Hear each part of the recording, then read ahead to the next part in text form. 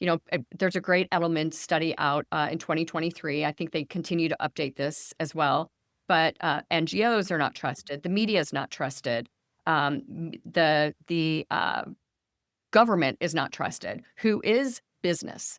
And so when you connect the dots the way that this individual did, and ultimately getting to a discussion with the CEO, it's a no-brainer on Yeah. investing in that sort of thing. The other thing I love about what you said is attribution.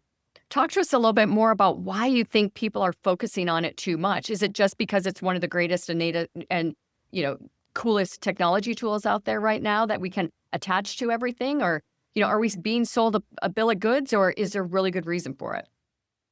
On the attribution side, Yeah. it was like, I mean, that was what was so amazing when digital became so core to marketing, was like, there was just this plethora of data. Yeah. And there was almost so much data that nobody knew what to report. You'd throw up these dashboards and everybody'd be like, okay, this is great, but like, what do I do with it? And multi-touch attribution was this big promise of like solving, how do we actually use all this data to tell us what's working? And we did a big investment at, when I was at Symantec in Norton, we invested in it pretty heavily. Ultimately, it was a year of work, reworking data and all the systems that need to do it properly.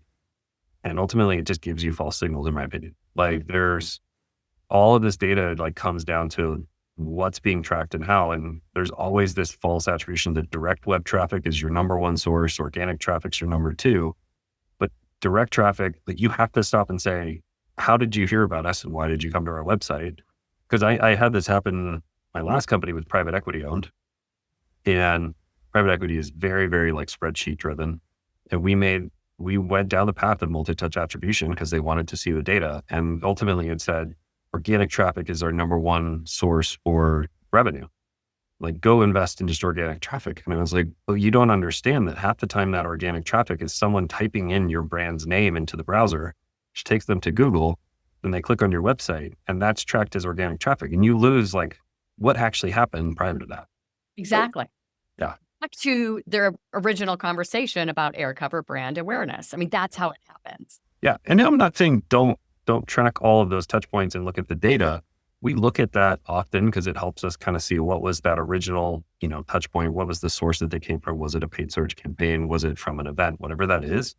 But like, I think people can they can spend way too much time trying to analyze that data, and it can give them false signals, when the most important thing is just to ask somebody, like, how did you hear about us? Like, we train all of our SDRs. Luckily at my company, the SDRs are part of marketing.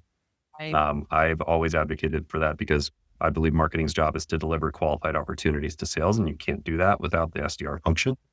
But we train them every time. How did you hear about us? And then write it down in Salesforce because it matters. It does matter. It's important. You've talked about starting from business targets, not marketing KPIs is critical.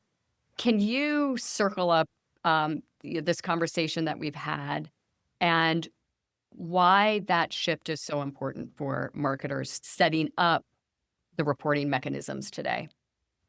Yeah. The way I learned this probably like 8 years ago. It was when I was at Symantec.